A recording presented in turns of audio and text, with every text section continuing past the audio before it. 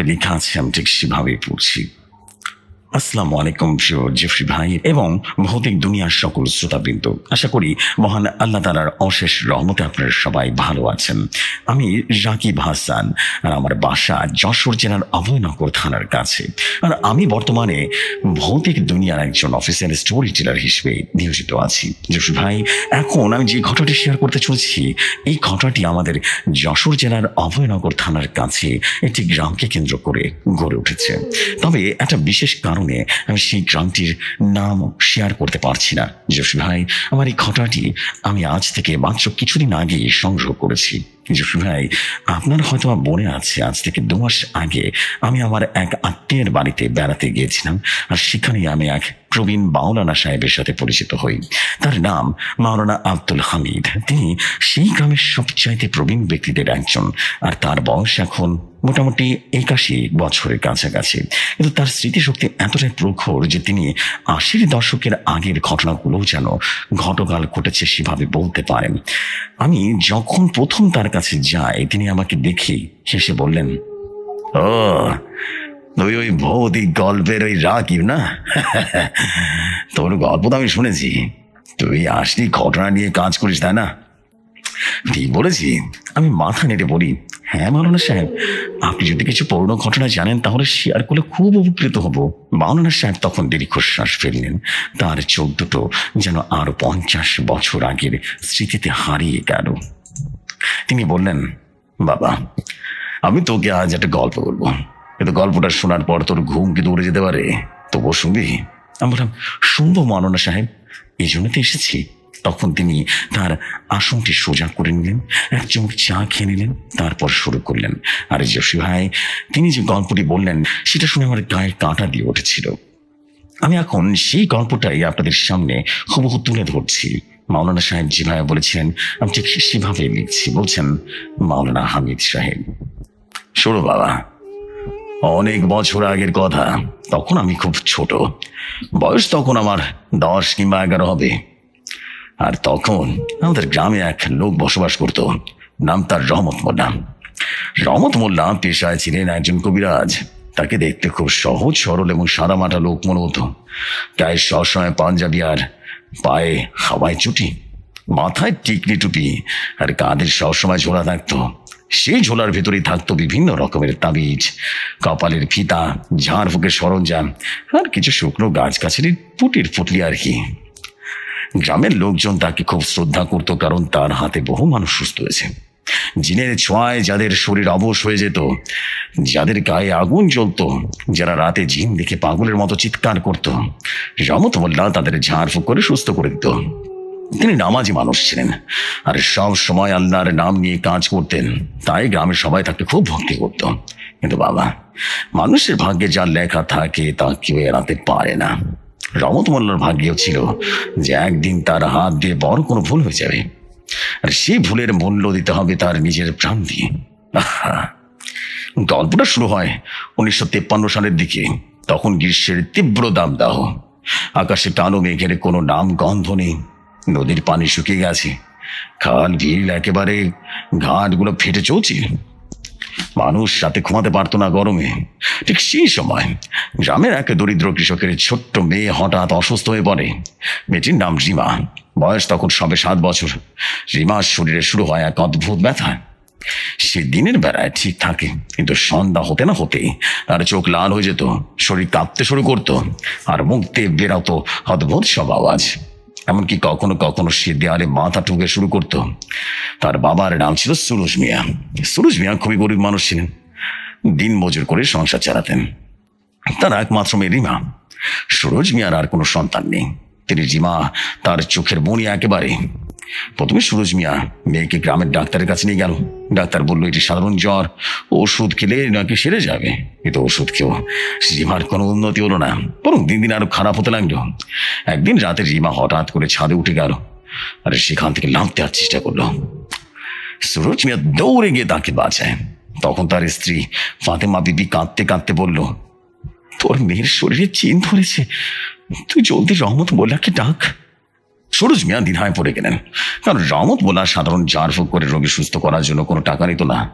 তবে দরিদ্র মানুষ হওয়ার কারণে সুরজ মিয়া ভাবছিল রহমত মোল্লা তাকে না জানিয়ে দেওয়ার মতো কোনো অন্যায় করবে না, কিন্তু মেয়ের অবস্থা দেখে শেষ পর্যন্ত তিনি রহমত মিয়ার সেই দরজায় গিয়ে হাজির হলেন। সেদিন ছিল শুক্রবার। দুপুরে জুম্মার নামাজ শেষে রহমত মোল্লা তার ঘরের বারান্দায় বসে কোরআন তেলাওয়াত করছিলেন। সুরুজ মিয়া তার কাছে গিয়ে পা ছুঁয়ে সালাম করলেন। রহমত মোল্লা তাকে দেখে বললেন, কি ব্যাপার সুরজ, তোর মুখ দেখে তো ভালো মনে হইতেছে না।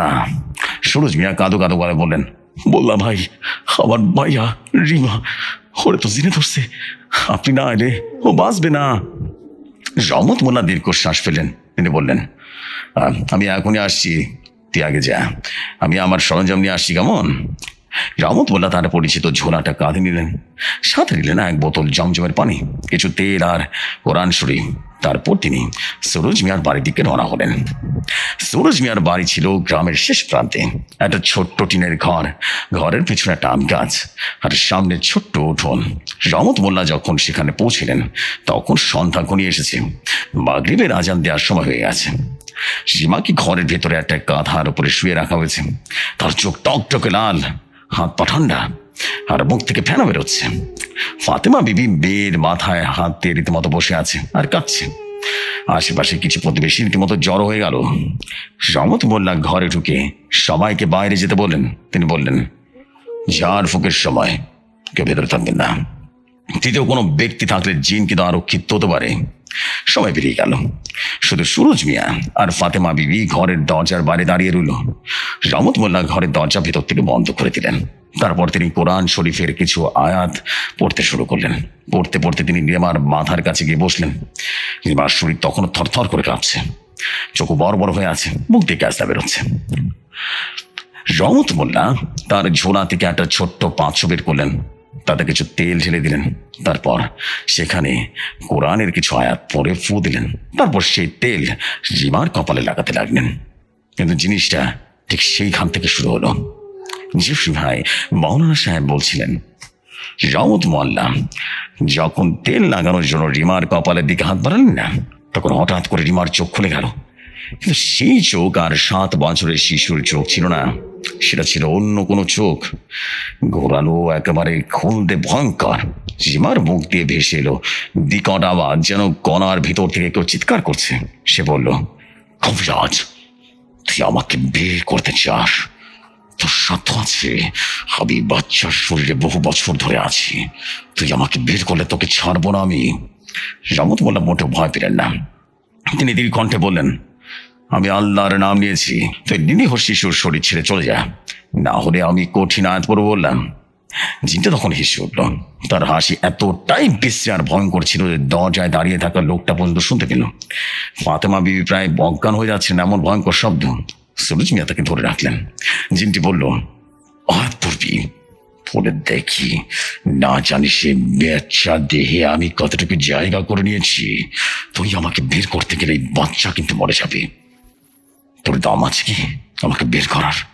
রহমত মোল্লা এই কথাটা শুনে বেশ থমকে গেলেন। তিনি বুঝতে পারলেন এটা কোনো সাধারণ জিন নয়, এটি কারেন্ট জিন, যেটি মানুষের শরীরে গভীরভাবে প্রবেশ করেছে, মাংসের সাথে মিশে যায়, শিরা উপশিরার সাথে জড়িয়ে যায়। একে বের করা অনেক কঠিন, বের করতে গেলে শরীরে অনেক ক্ষতি হয়ে যেতে পারে। কিন্তু রহমত মোল্লা পেশাদার ছিলেন, তিনি অনেক কঠিন কেস হ্যান্ডেল করেছেন। তিনি ভাবলেন যদি সঠিক পদ্ধতি প্রয়োগ করা যায় তাহলে বাচ্চাটি বেঁচেও যেতে পারে। তিনি জিনটির সাথে তর্ক না করে সরাসরি কাজ শুরু করে দিলেন। তিনি কোরআন শরীফের সূরা বাকারা আর কিছু আয়াত পড়া শুরু করলেন। পড়তে পড়তে তিনি রিমার গায়ে হাত ধরিয়ে দিচ্ছিলেন, কিন্তু প্রতিবার হাত দেওয়ার সাথে সাথে রিমা চিৎকার করে উঠছিল। তার শরীর রীতিমতো পড়ে যাচ্ছিল, ফেনা বেরোচ্ছে, নাক মুখ দিয়ে রক্ত বেরোচ্ছে। রহমত মোল্লা বুঝতে পারেন জিনটি বের হতে চাচ্ছে না, কিন্তু তিনি পড়া থামালেন না, কারণ তিনি জানেন পড়া থামালে জিনটা আরো বেশি শক্তিশালী উঠবে, তাকেও আক্রমণ করতে পারে। এইভাবে ঘন্টা 2 কেটে গেল। রাত প্রায় 11টা। বাইরে তখন গভীর অন্ধকার। হঠাৎ করে রিমা একটা বিকট চিৎকার দিয়ে উঠল। তারপর তার মুখ থেকে কালো রঙের একটা বাষ্প বেরোতে লাগলো। রহমত মিয়া রীতিমতো ভাবলেন জিন বেরোচ্ছে। তিনি আরো জোরে জোরে আয়াত পড়তে লাগলেন, কিন্তু এখানে ঘটে গেল সে ভুলটা। রহমত মোল্লা এতটাই পড়ায় মনোযোগী ছিলেন যে তিনি লক্ষ্য করলেন না যে রিমার হৃৎপিণ্ড খুবই দুর্বল হয়ে পড়ছে। তিনি জিনটিকে পুরোপুরি বের করার জন্য আরো তীব্র হয়ে পড়তে লাগলেন। শেষ পর্যন্ত জিনটা বেরিয়ে গেল। যে কালো ধোঁয়ার মতো সে ছাদের ভেন্টিলেশন দিক থেকে চলে গেল, কিন্তু তার সঙ্গে সঙ্গে রিমার চোখ বন্ধ হয়ে গেল। তার শরীর একবার কেঁপে উঠে থাপ করে স্থির হয়ে গেল। তার শ্বাস প্রশ্বাস বন্ধ। রহমত মোল্লা যখন শব্দ শুনতে পেলেন না, তখন তিনি রিমার নাকের কাছে হাত দিলেন। দেখলেন তার মুখ শুকিয়ে গেছে। তিনি বুঝতে পারলেন বড় ধরনের ভুলে গেছে, রিমা মারা গেছে। জিনটিকে বের করতে গিয়ে তিনি একটু বেশি দোয়া করে ফেলেছিলেন, যার ফলে রিমা দুর্বল হৃৎপিণ্ড আর টিকে থাকতে পারেনি। জিনের সাথে সাথে রীতিমতো রিমাও প্রাণও রীতিমতো বেরিয়ে গেছে। রহমত মোল্লা দরজা খুললেন। তার মুখ ফ্যাকাশে। সুরজ মিয়া আর ফাতিমা বিবি ছুটে গিয়ে ভেতরে গেলেন। তারা দেখলেন 7 বছরের শিশু কন্যা রিমা নিথর হয়ে পড়ে আছে। ফাতিমা বিবি রীতিমতো চিৎকার করা শুরু করলেন। তার চিৎকারে পুরো গ্রাম থমকে গেল। সুরজ মিয়া রহমত মোল্লার দিকে তাকিয়ে আগুন ছড়াচ্ছিলেন। তিনি বললেন, তুই তুই আমার বেরকে মারি ফেলি, তুই বলেছিল ওকে বাঁচাবি, তুই তো ভণ্ড, তুই কবিরাজ না, তুই ভণ্ড, তুই ভণ্ড। রহমত মোল্লা হাত জোড় করে বললেন, সুরজ ভাই, আমি আল্লাহর কসম করে বলছি এটা ভুল হয়ে গেছে। আমি চেষ্টা করেছি ওকে বাঁচাতে, কিন্তু জিনটা খুব শক্তিশালী ছিল। আমার একটা ভুল হয়ে গেছে, আমাকে ক্ষমা করে দাও, ক্ষমা করে দাও। কিন্তু সুরজ মিয়ার কানে তখন কোনো কথা ঢুকছিল না। তিনি পাগলের মতো চিৎকার করে বলেন, তুই ভণ্ড, তুই তুই আমার বের খড়ি। এই বলে তিনি রীতিমতো মোল্লাকে ধাক্কা দিয়ে ফেলে দিলেন। তারপর তার স্ত্রী ফাতেমা বিবি এবং কিছু প্রতিবাসী মিলে রহমত মোল্লাকে বেদম মারতে শুরু করলেন। পাগল হয়ে গেল সবাই। কেউ লাঠি দিয়ে রীতিমতো মারছে, কেউ হাত দিয়ে, কেউ পা দিয়ে। রহমত মোল্লা মাথা বাঁচানোর চেষ্টা করছিলেন। তিনি বারবার বলছিলেন, আল্লাহর নামে ক্ষমা করো, আমি ভুল করেছি। কিন্তু কেউ তার কথা শুনল না। মাওলানা সাহেব বলছিলেন, সে মারধর এতটাই ভয়ঙ্কর ছিল যে রহমত মোল্লার মাথা ফেটে গেল, তার শরীরে হাড় গোবর ভেঙে গেল, বাটি লাল হয়ে গেল তার রক্তে। রহমত মোল্লা যখন বাটির সাথে মিশে যাচ্ছিলেন না, তখন তিনি শেষবারের মতো তার চোখ মেরে তাকালেন সুরজ মিয়ার দিকে। তার চোখ দিয়ে রক্ত ঝরছিল, তার ঠোঁট থর থর করে কাঁপছিল। তিনি ফিসফিস করে বললেন, সুরজ, তুই আমাকে মেরে ফেললি, এটা তুই ভুল করলি। আমি তোর মেয়েকে বাঁচানোর চেষ্টা করেছিলাম, তোর মেয়ে মারা যাওয়ার জন্য আমি দুঃখিত, কিন্তু আমাকে মেরে ফেলাটা সমাধান নয়। আমার কারে জিন আছে, সেটা আমার সাথে বহু বছর ধরে আছে। আমাকে মেরে ফেললি সে জিন ছাড়া পেয়ে যাবে, তখন আমার বদলা নেবে। সময় মতো আমার লাশ দাফন করতে হবে, নইলে। তার কথা শেষ হয়নি, তার মাথা এক পাশে ঝরে পড়ল। রহমত মোল্লা মারা গেছেন। সুরজ মিয়া তখন বুঝতে পারলেন তিনি কি করে ফেলেছেন। তিনি দাঁড়িয়ে রীতিমতো থরথর করে কাঁপছেন। তার হাতে রক্ত দেখছেন, কিন্তু অনেক দেরি হয়ে গেছে। রহমত মোল্লা নেই। সেই রাতে গ্রামের কিছু লোকজন মিলে রহমত মোল্লার লাশ কাঁধে নিয়ে গেল, কিন্তু তারা জানতো না রহমত মোল্লার শেষ ইচ্ছাটা কি ছিল। তিনি তো বলেননি যে তার লাশ কোথায় দাফন করতে হবে। আর গ্রামের মসজিদের ইমাম সাহেব বললেন, যে ব্যক্তি হত্যার শিকার হয়েছে তার লাশ সাধারণ নিয়মে দাফন করতে হবে। কিন্তু ব্যাপারটা হচ্ছে, সেই দিন রাতে অদ্ভুত সব ঘটনা ঘটতে শুরু করলো। যারা রহমত মোল্লার লাশ বহন করেছিল না, তারা সকলেই স্বপ্নে দেখলো যে রহমত মোল্লা তাদেরকে বলছেন, আমার লাশ এখানে রেখে যাও, দাফন করবে না, সবাই হলে আমি জানিয়ে দেব। স্বপ্ন দেখে তারা বেশ ভয় পেয়ে গেল। তারা সেই স্থানে গ্রামের প্রাচীন বট গাছের কাছে লাশ রেখে পালিয়ে গেল। পরের দিন সকালবেলা তারা গিয়ে দেখে লাশ সেখানে নেই, কোথাও নেই। কেউ জানে না লাশ কোথায় গেছে। অনেকে বিশ্বাস করেন সেই লাশ মাটির ভেতরে ডুবে গেছে, অনেকে বলে জিনে নিয়ে গেছে। কিন্তু আসল সত্যিটা ছিল আরো ভয়ঙ্কর। কারণ রহমত মোল্লার মৃত্যুর 3 মাস, সেই 3 মাস গ্রামের জন্য নেমে এসেছিল এক চরম অভিশাপ। মাওলানা সাহেব আবারও বলতে শুরু করলেন, বাবা রাকিব, রহমত মোল্লার মৃত্যুর পর প্রথম মাস কিছু ঘটেনি। সবাই ভেবেছিল রহমত মোল্লা ভয় দেখানোর কথা ছিল, অথবা ফাঁকি দিয়েছে। কিন্তু দ্বিতীয় মাসের শুরুতেই এরকম শুরু হলো বিপর্যয়। আমি তখন মাওলানা সাহেবকে প্রশ্ন করলাম, কি ধরনের বিপর্যয় মাওলানা সাহেব? মাওলানা সাহেব দীর্ঘশ্বাস ফেলে বললেন, গ্রামের বাচ্চাদের শরীর পচে যেতে শুরু করলো। প্রথমে পচে গেল একটা বাচ্চার পা, তারপর পচে গেল আরেকটা বাচ্চার হাত, মানে যে গ্যাংরেল বলে না, গ্যাংরেল। আর সবচেয়ে ভয়ঙ্কর ব্যাপার হলো, যে সব বাচ্চার শরীর পচে যেত তাদের মধ্যে জিনের উপদ্রব শুরু হতো। তারা অদ্ভুত সব আওয়াজ করত, তারা দেয়ালে মাথা ঠুকত, আর নিজের শরীরে পচা মাংস ছিঁড়ে ছিঁড়ে খেত। ডাক্তার দেখে বলল, এটা কোনো সাধারণ রোগ নয়, এটা সংক্রমণও নয়, এটা সম্পূর্ণ অতি প্রাকৃতিক। মাওলানা সাহেব আবারও বললেন, প্রথম একটা বাচ্চা, তারপর দুটি, তারপর চারটি, 1 মাসের মধ্যে প্রায় 20টি বাচ্চা আক্রান্ত হয়ে গেল। তাদের শরীরে পচন থামানোর কোনো উপায় ছিল না। গ্রামের কবিরাজ, তান্ত্রিক, ওঝা, ফকির সবাই রীতিমতো ডাকা হলো। তারা এলো, দেখলো আর বললো, এটি রহমত মিয়ার সে কারেন জিনের কাজ। যে জিন রহমত মোল্লার সাথে বহু বছর ধরে ছিল, সেটা এখন বালি খাড়িয়ে ছড়িয়ে পড়েছে আর সেটা প্রতিশোধ নিচ্ছে। আমি মাওলানা সাহেবকে জিজ্ঞেস করলাম, কিন্তু কেন বাচ্চাদের, কেন বড়দেরকে না? মাওলানা সাহেব বলেন, কারণ রহমত মোল্লার মৃত্যুর সময় সুরজ মিয়ার বাচ্চা রিমা মারা গিয়েছিল, তাই কারেন জিন গ্রামের সব বাচ্চাদের প্রতিশোধের শিকার বানিয়েছিল, যেন এক বাচ্চার বদলে পুরো গ্রামের বাচ্চাদের নিয়ে যাবে। 3 মাসের মাঝামাঝি সময়ের ভেতরে 30টি বাচ্চা মারা গেল। তাদের শরীর এতটাই পচে গিয়েছিল যে জানাজার সময় কেউ কাছে যেতে চাইতো না। পুরো গ্রাম শোকে পাথর হয়ে গেল। বাইরে রীতিমতো কাঁদতে কাঁদতে পাগল হয়ে যাচ্ছিল। বাবার মুখ রীতিমতো একেবারে মুখ ফিরিয়ে দিল। গ্রামের বাইরের লোকেরা আমাদের গ্রামে আসতে ভয় পেত। আমাদের গ্রাম অভিশপ্ত গ্রাম হিসেবে পরিচিত হতে শুরু করলো। তখন আমি মাওলানা সাহেবকে জিজ্ঞেস করলাম, তবে কিভাবে এই ওসব থেকে মুক্ত হয়েছিল বলুন না? মাওলানা সাহেব চোখে এক ধরনের উজ্জ্বলতা নেমে এলো।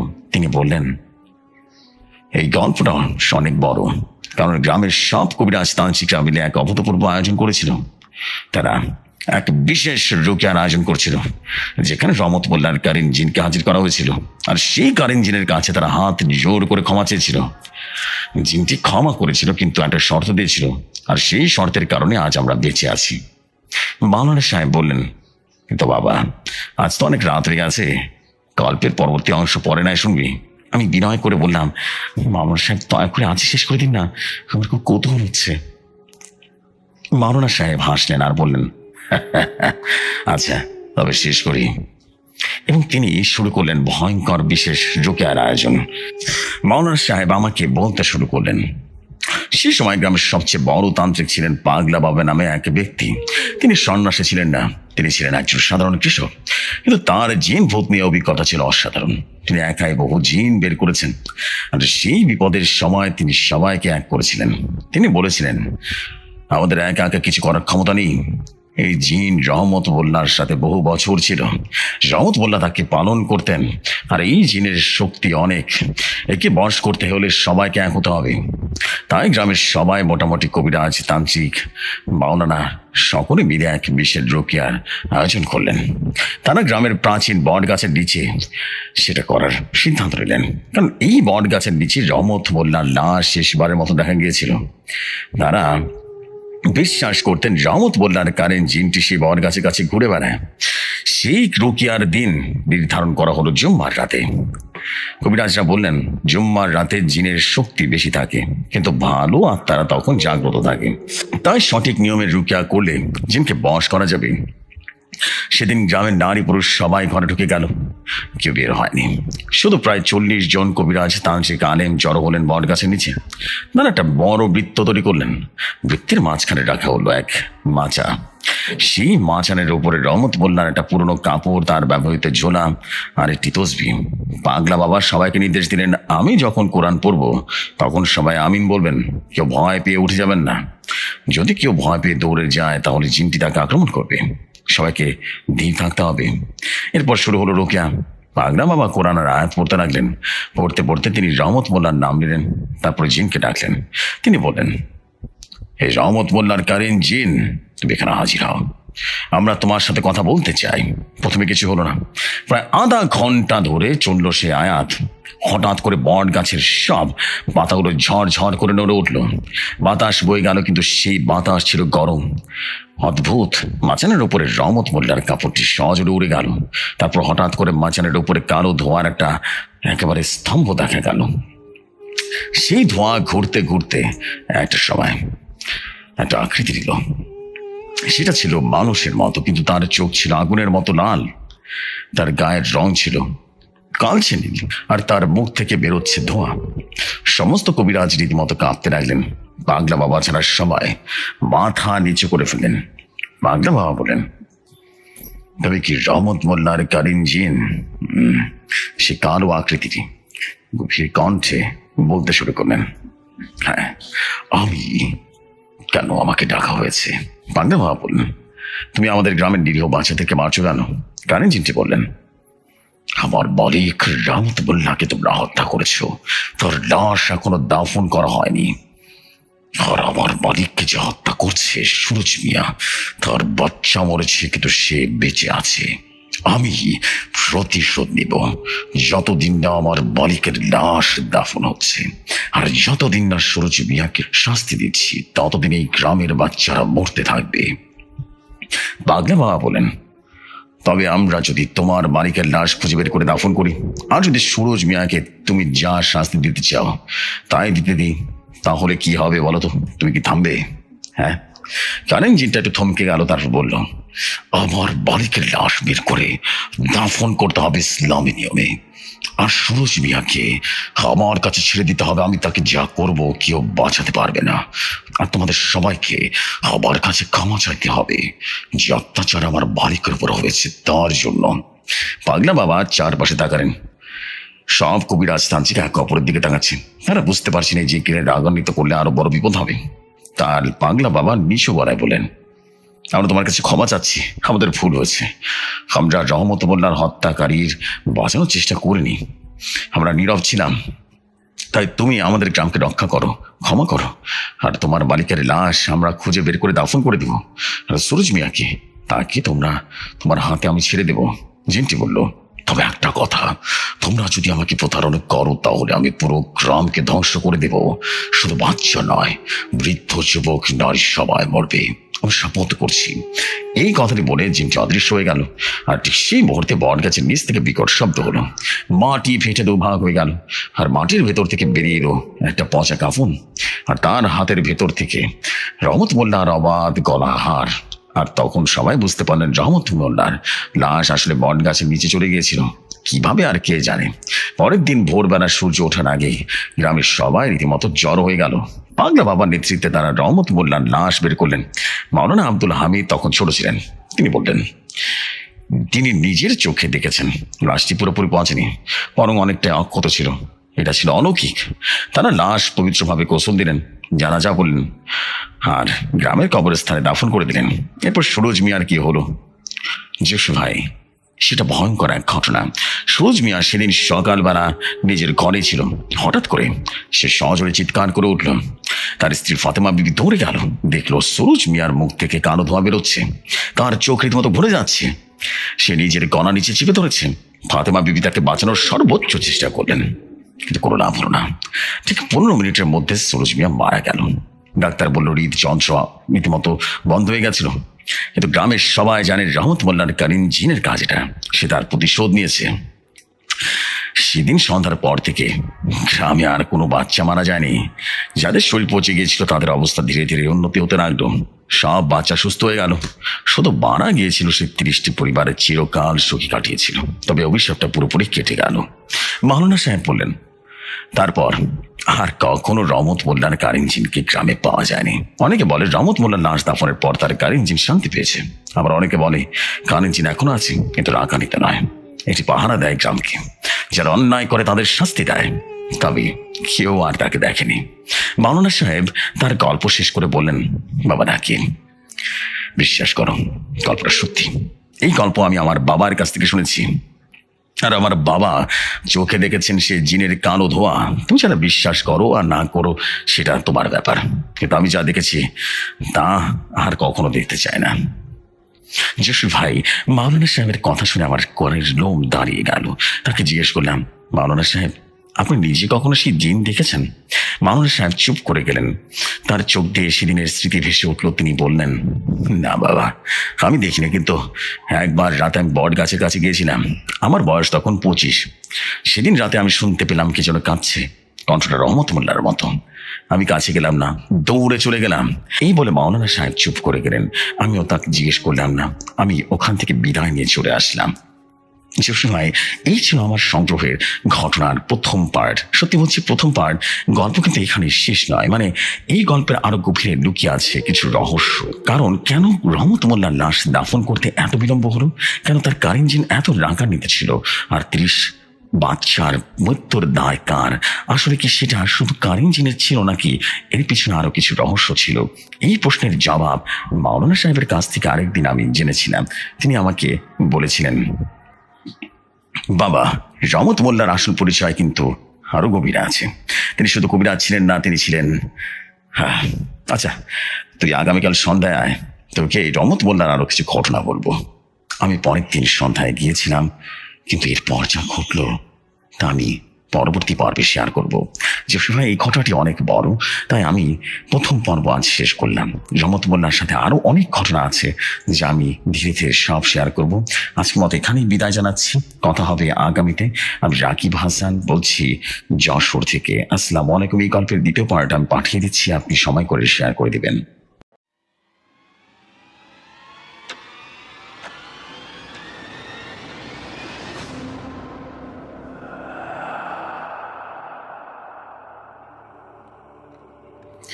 ওয়ালাইকুম আসসালাম প্রিয় রাকিব হাসান ভাই, অ্যান্ড লিটারালি অনেক অনেক ধন্যবাদ আপনাকে এই অসাধারণ ঘটনাটা আমার কাছে পাঠানোর জন্য। অ্যান্ড আই বিলিভ দ্যাট আপনাদের সবার কাছে ঘটনা অনেক ভালো লেগেছে, অ্যান্ড ভালো লাগলে কষ্ট সার্থক হয়ে যাবে। সত্যি অসম্ভব রকম সুন্দর একটা রহস্যময় ঘটনা ছিল।